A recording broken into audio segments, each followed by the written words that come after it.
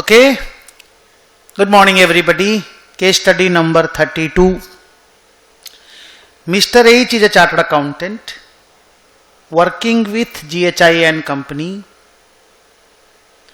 GHI has been approached by A Limited for providing advices on certain accounting matters.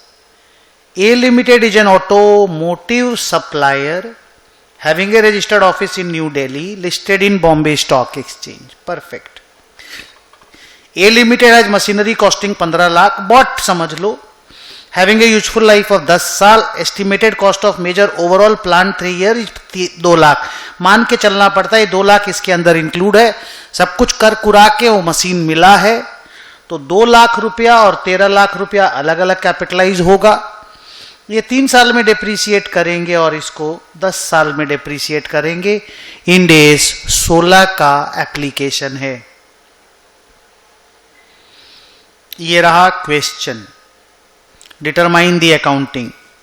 15 lakh 10 साल wrong, 13 lakh 10 साल, 2 लाख 3 साल right है. और हम फर्दर चॉइसेस नहीं पढ़ रहे हैं क्योंकि हमको मेरा चॉइस मिल गया. आगे. A limited received a subsidy of 15 lakh from government in north east India in return for setting up approved industrial activities in those states.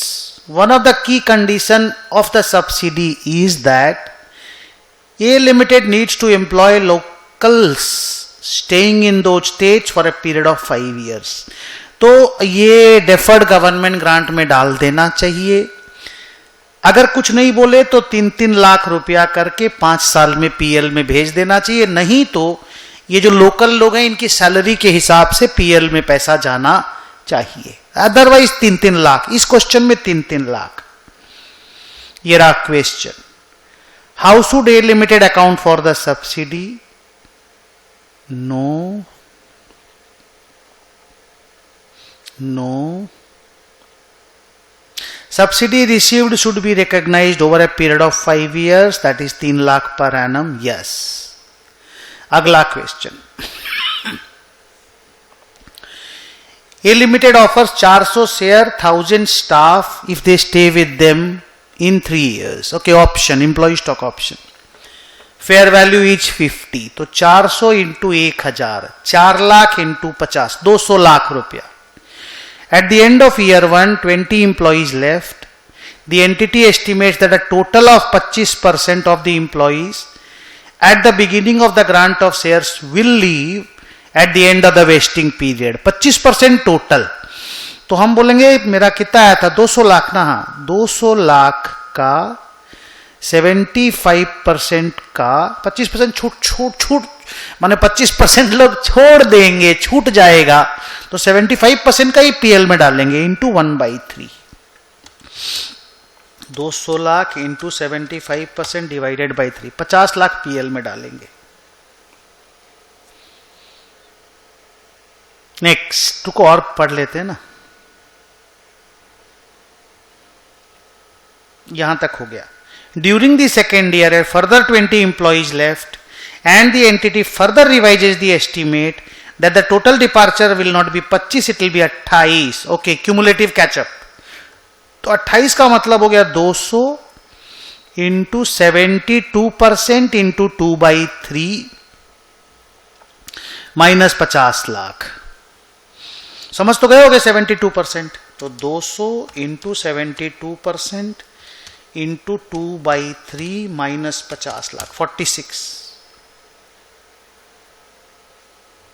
Last. During the third year A further 20 left. तो 20 अभी छोड़ा, 20 यहां छोड़ा और 20 यहां. तो finally 60 लोग छोड़ दिया. तो 940 लोगों के ऊपर वेस्टिंग किया.